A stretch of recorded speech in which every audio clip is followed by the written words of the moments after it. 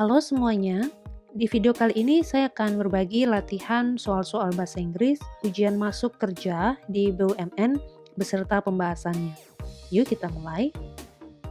Bagian pertama ini adalah reading, terdiri dari 5 pertanyaan. Untuk bagian ini coba teman-teman pause dulu videonya untuk membaca teks ini ya.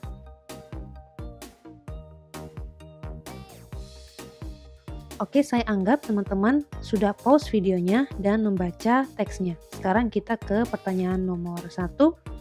The text mainly discusses. Pada umumnya teks ini membahas tentang apa? A. Measures taken to prevent colds. Hal-hal ya yang dilakukan untuk mencegah flu gitu ya. Ukuran-ukuran atau apapun itu yang dilakukan untuk mencegah flu. Sepertinya tidak ya. B. The most cold-ridden infants, bayi-bayi ya, bayi-bayi yang rentan gitu, yang paling rentan terhadap penyakit ini. C. Symptoms of colds in infants, gejala-gejala penyakit flu di anak-anak atau bayi. D. Studies conducted on causes of colds, studies atau riset ya yang berhubungan dengan penyebab dari penyakit flu. Atau E. People's susceptibility to colds, kerentanan orang-orang terhadap penyakit flu. Nah, kalau pertanyaannya tentang mainly discusses ya, the text mainly discusses, ini tentang ide pokok gitu ya, secara keseluruhan. Ini biasanya ada di kalimat awal di paragraf awalnya. Nah, jadi ini dia ya. One of the critical factors that play a part in susceptibility to cold is age. Yes, jadi ini adalah ide pokok dari teks ini. Jadi yang lebih tepat untuk nomor 1 adalah I. Nomor 2, which of the following is not true about colds? Yang mana ya, pernyataan yang mana di bawah ini yang tidak sesuai atau tidak benar tentang penyakit pilek. A. Unlike children, grown-ups suffer less from colds. Tidak seperti anak-anak, orang tua atau orang dewasa ya, persentase untuk terkena penyakit flu itu lebih sedikit. Nah, kita lihat di paragraf kedua ya, kalimat awal. The general incidence of colds continues to decline into maturity, elderly people. Ya. Who are in good health dan seterusnya. Jadi memang mereka ini, kelompok usia ini secara presentasi memiliki peluang yang sedikit untuk menderita penyakit pilek. Jadi statement ini benar, berarti ini bukan pilihannya ya. Kemudian B, a research has revealed that colds are likely to attack parents. Nah, ini juga di bagian, masih di paragraf kedua ya. One exception is found among people in their 20s, especially women who show a rise in cold infections. Nah, karena orang-orang di sini, ini because people in this age group are most likely to have young children. Jadi, apakah mereka ini likely diserang oleh penyakit flu? Iya, ya. Oke. Nah, sekarang jadi memang statement yang B ini benar. Lalu yang berikut C, compared to boys, girls are more susceptible to catch cold. Dibandingkan dengan anak laki-laki, anak perempuan lebih rawan ya atau rentan untuk terkena flu. Ya betul, ini ada di paragraf sini ya. Oke, sebelum usia 3, anak-anak laki-laki itu lebih rentan kena flu. Tapi setelah usia 3, ternyata kebalik, yang anak perempuan ya lebih rentan untuk terkena penyakit pilek. Jadi ini benar. Oke. Nah, yang D, mothers who have young children are likely to be infected by their children. Nah, ini yang ini ya, barusan di sini saya hapus dulu. Exception is found among people in their 20s, especially women who show a rise in cold infection because people in this age group are mostly like to have young children.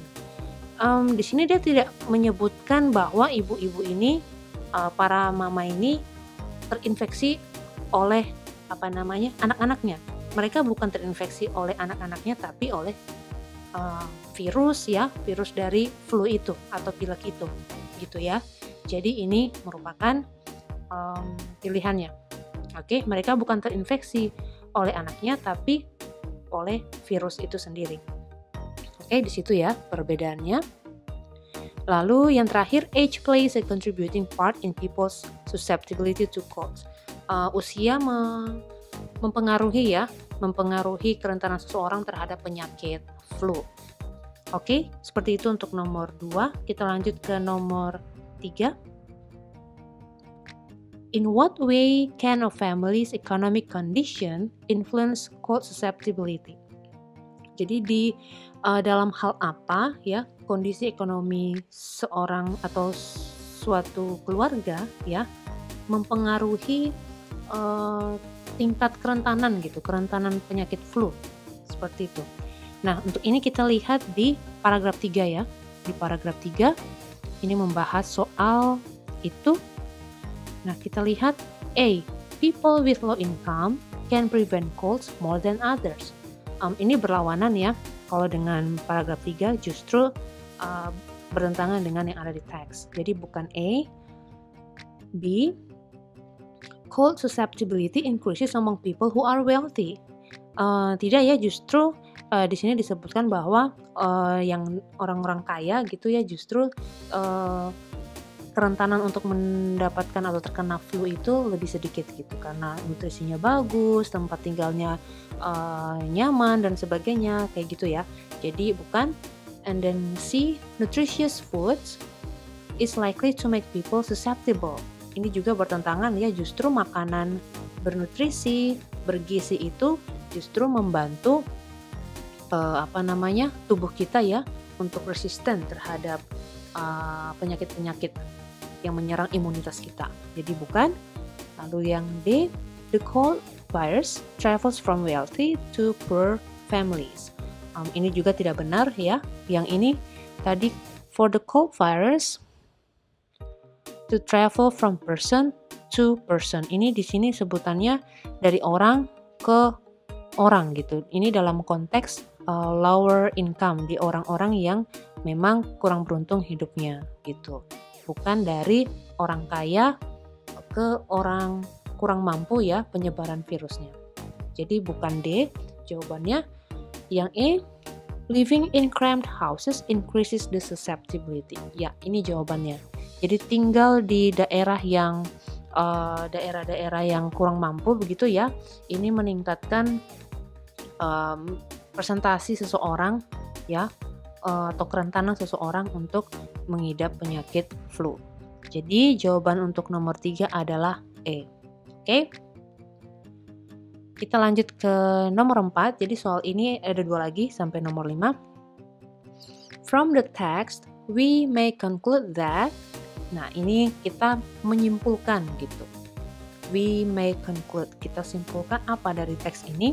Yang tadi ya saya anggapannya teman-teman sudah mempost video ini untuk membaca teksnya dan setelah membaca selesai baru dilanjut untuk melihat video ini. Oke. Nah, kita lihat A. There are more than 2 factors influencing people's susceptibility to colds. There are more than 2 factors. Sebenarnya ini bukan ide utama ya yang dibahas. Oke, jadi bukan. All people have the same level of susceptibility to colds. Yang B juga tidak tepat ya karena ternyata ada di usia-usia tertentu gitu. Tidak semua orang ya, terus juga di sini di kalangan ekonomi tertentu juga lebih rentan. Jadi B kurang tepat. Kemudian C, in general resistance to colds for all ages can be achieved through adequate diet. Jadi supaya tubuh kita ini kebal gitu ya, imun kita oke terhadap flu dan sebagainya, untuk semua usia ini bisa kita coba cegah gitu ya dengan makanan yang atau pola makan yang baik gitu ya, setidaknya 4 sehat 5 sempurna gitu kurang lebih ya, dengan nutrisi yang cukup. Jadi ini bisa ya Oke, kita coba lihat dulu ya yang D. The higher people's income, the higher their risk of getting colds.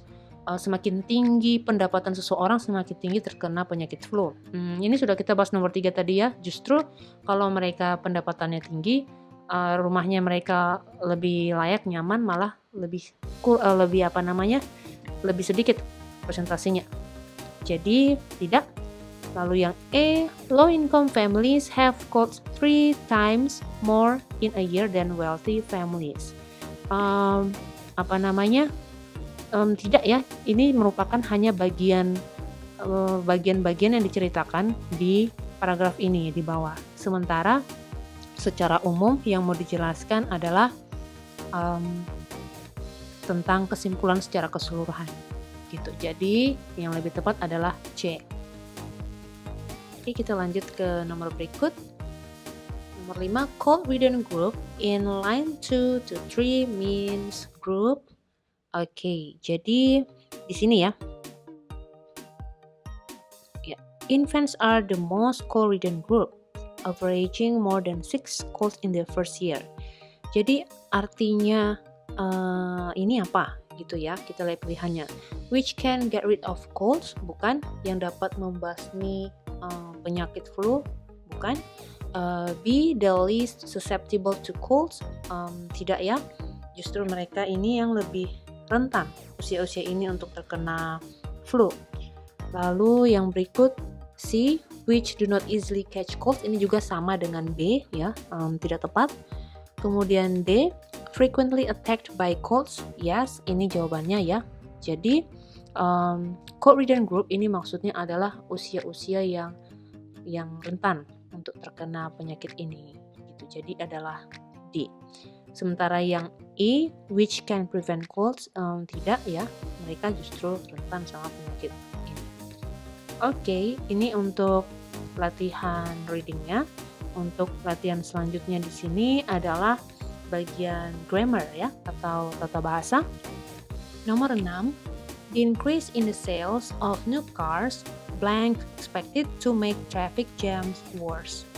Jadi bahasa Indonesianya peningkatan dari penjualan mobil-mobil gitu ya, mobil-mobil yang baru, diekspektasikan atau diharapkan itu sudah diprediksikan akan membuat kemacetan yang lebih parah. Nah, kita lihat di sini pilihannya A is, B are, C be, D being, or E to be. Nah, sekarang yang dicari di sini adalah predikat ya, predikatnya. Nah, kita lihat di sini subjeknya adalah sebenarnya the increase. Jadi increase ini tadi saya sudah sebut peningkatan atau kenaikan. Jadi increase ini dia bisa noun, kata benda, dan bisa juga verb, kata kerja. Seperti itu. Nah, di sini posisinya dia adalah sebagai noun atau di sini subjek. Nah, kita lihat karena subjeknya adalah the increase, maka di sini yang lebih tepat ya untuk predikatnya adalah A, is. Oke, karena di sini tunggal. Jadi the increase in the sales of new cars is expected to make traffic jams worse. Nomor 7, his shop was burnt down, blank his car that was parked nearly. Jadi tokonya terbakar, mobilnya yang diparkir di dekatnya juga gitu ya. Nah, ini merupakan kalau teman-teman mau belajar lebih dalam tentang grammar nomor 7 ini namanya elliptical sentences atau elliptical sentence. Jadi elliptical sentence itu gabungan kalimat yang mana subjeknya berbeda namun memiliki predikat yang sama. Dan biasanya ungkapan ini digunakan untuk menghindari pengulangan kata, ya. Dan fungsi lainnya yaitu untuk menyederhanakan kalimat. Nah, saya mungkin coba kasih contoh yang lain ya. Saya kasih contoh yang lain. Kalau yang di soal ini dia dalam bentuk pasif, kalimat pasif. Oke. Nah, ini yang saya buat contoh ini adalah kalimat dalam bentuk aktif. I am sick, so am I. I am sick, so am I. Saya sakit, ya. Saya juga sakit, kayak gitu maksudnya. I went to the cinema, so did I. Jadi yang lebih tepat di sini adalah I ya.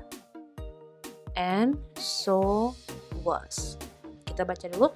His shop was burnt down. And so was his car that was parked nearly. Oke. Sekarang nomor 8. This ticket will admit not more than 2 persons. The underlined word means, sorry ini saya lupa naruh underline ya. Yang di underline di sini adalah kata admit. Jadi apa yang dimaksud dari kata ini gitu, admit. A. Have to obey. B. Decide to see. C. Cause to keep. D. Allow to enter. Or E. Permit to give. Ya, jadi admit ini maknanya adalah mengizinkan orang untuk konteks tertentu, untuk menerima atau untuk masuk ya dan sebagainya. Nah, yang lebih tepat di sini adalah D ya, allow to enter. Oke, jadi admit sama dengan allow to enter. Nomor 9. Blank is not yet noun. Nah, kalau di bagian ini merupakan bagian grammar namanya reported speech. Nah, di bagian reported speech itu ada namanya if dan whether gitu ya. Kalau teman-teman mau memperdalam ini namanya reported speech, ada direct and indirect speech. Nah, ini yang indirect ya, itu ada yang namanya penggunaan if dan whether. Nah, kita lihat di sini opsinya dulu ya. Can he be involved in the trade of narcotics is not yet known. Kurang tepat ya, karena ini bukan pertanyaan ya, ini pernyataan. B. He is involved in the trade of narcotics is not yet known. Ini juga bukan pola yang tepat. C. Whether he is involved in the trade of narcotics is not yet known. Ya, jadi ini dia yang lebih tepat. C. Jadi ini kalimat ini mau menyampaikan bahwa apakah dia terlibat dalam perdagangan obat-obatan atau perdagangan narkotika gitu ya. Terlibat atau tidaknya itu belum diketahui gitu. Ini yang mau disampaikan. Jadi di reported speech yang ada kata whether itu, dia itu memberikan opsi ya, memberikan opsi atau dua alternatif ya setidaknya tentang ini iya atau tidak. Entah itu iya atau tidak, kita belum tahu. Itu maksudnya. Oke, jadi yang tepat adalah C. Berikut nomor 10, my brother needs to blank to help him run the stores. Saudara laki-lakiku ya butuh dua apa untuk menolongnya. Ini kata kuncinya to help him run the store. Nah, kalau di sini kita lihat pilihannya mechanics kurang tepat, carpenters juga bukan, instructors bukan, instructors ini pengajar ya, instruktur. Kemudian porters juga bukan. Dan yang lebih tepat di sini adalah E, assistants. Ya. Jadi my brother needs two assistant karena ada kata kunci help di sini. Dia butuh dua asisten untuk membantu dia menjalankan tokonya. Seperti itu. Yang berikut nomor 11. He told me a lot about the Philippines. He blanked there for a long time. Jadi dia mengatakan kepada saya atau dia menceritakan banyak hal tentang Filipina gitu. Dia di sana selama waktu yang lama gitu. Nah, di bagian ini kita menggunakan yang namanya perfect modal verb gitu. Perfect modal verb. Ini teman-teman udah dapat berapa grammar ya di sini. Perfect modal verb. Nah, ini yang kita lihat di sini ini kan banyak ya. Modal verb seperti must, might, should, ought to, would. Nah, yang lebih tepat di sini saya kasih jawabannya dulu. Yang lebih tepat untuk nomor 11 ini sebenarnya A ya, must have lived. Jadi ini biasanya formulanya seperti ini. Must, kemudian plus have, kemudian verb 3. Kenapa yang A? Nah, kalau yang must have verb 3 ini, dia ini digunakan ketika pembicara yakin bahwa sesuatu ini terjadi di masa lalu gitu. Dengan kata lain, untuk membuat kesimpulan yang logis. Oh, dia banyak cerita tentang Filipina, pasti dia udah tinggal lama di sana. Kayak gitu. Kita membuat asumsi, bukan asumsi, ya pendapat bahwa ya pasti dia udah lama tinggal di sana sehingga dia tahu banyak tentang Filipina. Kayak gitu. Jadi he must have lived there for a long time. Oke? Yang berikut nomor 12. Why didn't Didi want to go home? His mother blamed him for causing the car accident. Kenapa Didi tidak mau ke rumah gitu ya? Ibunya apa? Dia karena yang menyebabkan kecelakaan mobil. Nah, untuk nomor 12 ini grammar ya, tenses juga. Ini bagian grammar yang dipakai adalah past tense dan past perfect tense. Nah, jadi kalau ada satu kejadian, kalau ada satu kegiatan atau kejadian yang dilakukan di masa lampau, kemudian disusul dengan kegiatan lain, ini kita gunakan past tense dan past perfect tense. Gitu. Biasanya contoh kalimatnya itu seperti ini. Contoh kalimat yang saya kasih contoh yang lain ya. The baby had cried. Ini bentuk past perfect tense ya. The baby had cried before her dad came. Okay? The baby had cried before her dad came. Bayi itu menangis sebelum ayahnya datang gitu. Jadi dia udah menangis gitu ya sebelum ayahnya itu datang. Nah, ini contoh dari penggunaan past tense dan past perfect tense. Nah, kalau kita lihat contoh di sini, why didn't Didi want to go home? Nah, kenapa dia tidak datang ke rumah gitu, nggak pengen datang ke rumah? Ini ada bentuk ini ya, simple past. Oh, his mother.